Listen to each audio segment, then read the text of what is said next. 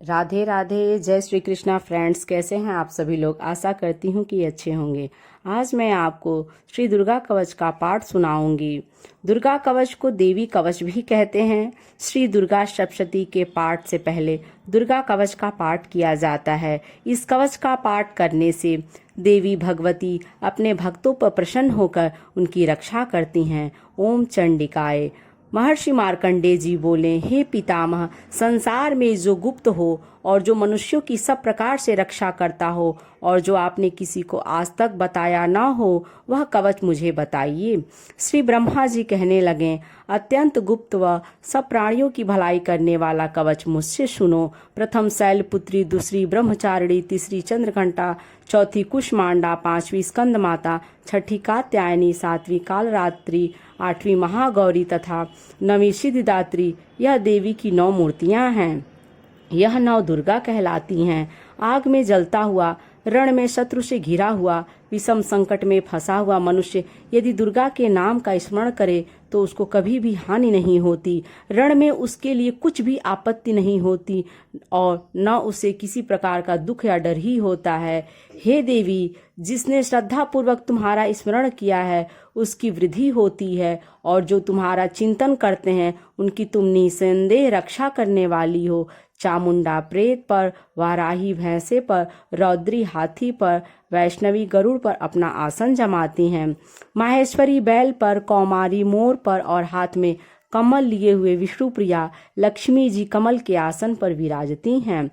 बैल पर बैठी हुई ईश्वरी देवी ने श्वेत रूप धारण कर रखा है और सब प्रकार के आभूषणों से विभूषित ब्राह्मी देवी हंस पर बैठती हैं और इस प्रकार यह सब देवियां सब प्रकार के योगों से युक्त और अनेक प्रकार के रत्न धारण किए हुए हैं। भक्तों की रक्षा के लिए संपूर्ण देवियां रथ में बैठी तथा क्रोध में भरी हुई दिखाई देती हैं तथा चक्र, गदा, शक्ति, हल और मूसल, खेटक और तोमर, परशु तथा पाश, भाला और त्रिशूल एवं उत्तम सारंग आदि शस्त्रों को दैत्यों के नाश के लिए और भक्तों की रक्षा करने के लिए और देवताओं के कल्याण करने के लिए धारण किए हैं। हे महारौद्रे, अत्यंत घोर पराक्रम, महान बल और महान उत्साह वाली देवी, तुमको मैं नमस्कार करता हूँ। हे देवी, तुम्हारा दर्शन दुर्लभ है तथा आप शत्रुओं के भय को बढ़ाने वाली हैं। हे जगदम्बिके, मेरी रक्षा करो। पूर्व दिशा में ऐन्द्री मेरी रक्षा करे, अग्निकोण में अग्नि शक्ति, दक्षिण में वाराही देवी तथा नैऋत्य कोण में खड्गधारिणी देवी मेरी रक्षा करें। पश्चिम दिशा में वारुणी, वायु कोश में मृगवाहिनी, उत्तर दिशा में कौमारी और ईशान कोण में शूलधारिणी देवी मेरी रक्षा करें।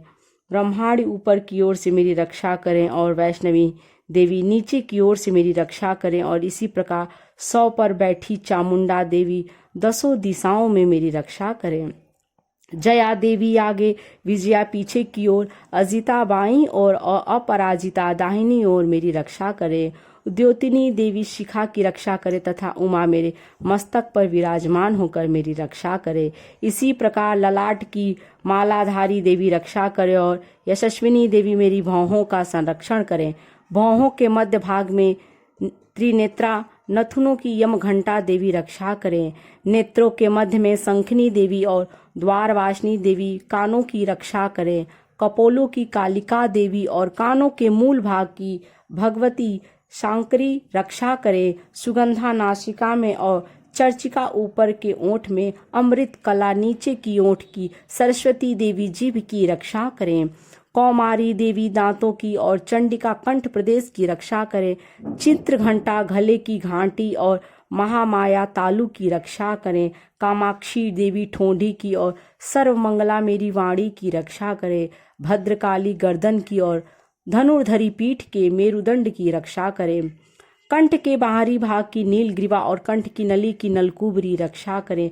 दोनों कंधों की खड़गनी और वज्रधारणी मेरी दोनों बाहों की रक्षा करें। दोनों हाथों की दंडनी और उंगलियों की रक्षा अंबिका देवी करे। शूलेश्वरी देवी संपूर्ण नखों की, कुलेश्वरी देवी मेरी कुक्षी की रक्षा करें। महादेवी दोनों स्तनों की और शोक विनाशिनी देवी मन की रक्षा करे। ललिता देवी हृदय की और शूलधारिणी उदर की रक्षा करे। कामिनी देवी नाभि की, गुह्येश्वरी गुह्य भाग की, पूतना और कामिका लिंग की और महिषवाहिनी गुदा की रक्षा करे। संपूर्ण कामनाओं को पूर्ण करने वाली महाबला देवी दोनों जंघाओं की रक्षा करे।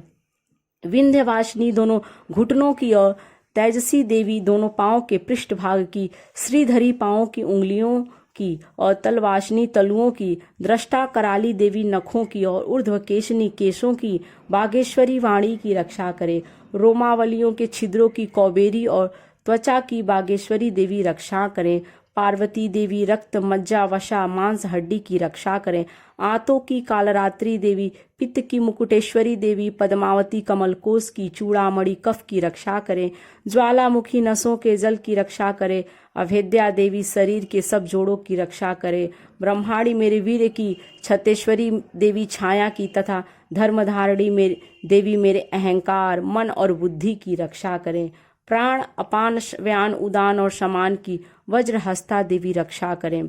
कल्याण शोभना मेरे प्राण की रक्षा करे। रस रूप गंध शब्द और स्पर्श इन विषयों का अनुभव करते समय योगिनी देवी मेरी रक्षा करें तथा सत्वगुण रजोगुण और तमोगुण की रक्षा नारायणी देवी करें। आयु की रक्षा वाराही देवी करे। वैष्णवी धर्म की तथा चक्रिणी देवी मेरे यश कीर्ति लक्ष्मी धन विद्या की रक्षा करें। इंद्राणी मेरे शरीर की रक्षा करे और हे चंडिके आप मेरे पशुओं की रक्षा करिए। महालक्ष्मी मेरे पुत्रों की रक्षा करें और भैरवी मेरी पत्नी की रक्षा करें। राजा के दरबार में महालक्ष्मी तथा सब ओर व्याप्त रहने वाली विजया देवी चारों ओर से मेरी रक्षा करे। जो स्थान रक्षा से रहित हो और कवच में रह गया हो उसकी पापों का नाश करने वाली जयंती देवी रक्षा करे। अपना शुभ चाहने वाले मनुष्य को बिना कवच के एक पग भी कहीं नहीं जाना चाहिए, क्योंकि कवच रखने वाला मनुष्य जहाँ जहाँ भी जाता है वहाँ वहाँ उसे अवश्य धन लाभ होता है तथा विजय प्राप्त होता है। वह जिस अभिष्ट वस्तु की इच्छा करता है वह उसको इस कवच के प्रभाव से अवश्य मिलती है और वह इसी संसार में महा ऐश्वर्य को प्राप्त होता है। कवचधारी मनुष्य निर्भय होता है और वह तीनों लोकों में माननीय होता है। देवी का यह कवच देवताओं के लिए भी दुर्लभ है। जो प्रतिदिन नियम पूर्वक तीनों संध्याओं के समय श्रद्धा के साथ इसका पाठ करता है उसे देव शक्ति प्राप्त होती है। वह तीनों लोकों को जीत सकता है तथा अकाल मृत्यु से रहित होकर 100 वर्षों तक जीवित रहता है। उसकी लूता चर्म रोग विस्फोटक आदि समस्त व्याधियां समूल नष्ट हो जाती हैं और स्थावर जंगम तथा कृत्रिम विष दूर होकर उनका कोई असर नहीं होता तथा समस्त अभिचारक प्रयोग और इस तरह के जितने भी यंत्र मंत्र इत्यादि होते हैं इस कवच के हृदय में धारण करने पर नष्ट हो जाते हैं।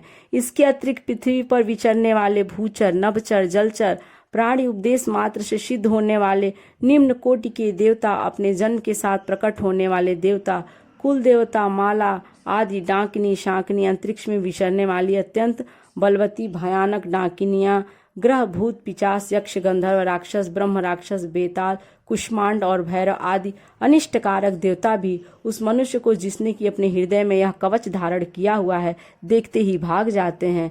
इस कवच के धारण करने से मन मान और तेज बढ़ता है। जो मनुष्य इस कवच का पाठ करके इसके पश्चात सप्तसती चंडी का पाठ करता है उसका यश जगत में विख्यात होता है। जब तक वन पर्वत और काननादि इस भूमंडल पर हैं तब तक यहाँ पुत्र पौत्र आदि संतान परंपरा बनी रहती है। फिर देहांत होने पर ऐसा मनुष्य परम पद को प्राप्त होता है जो देवताओं के लिए भी दुर्लभ है और अंत में सुंदर रूप को धारण करके भगवान शंकर के साथ आनंद करता हुआ परम मोक्ष को प्राप्त होता है।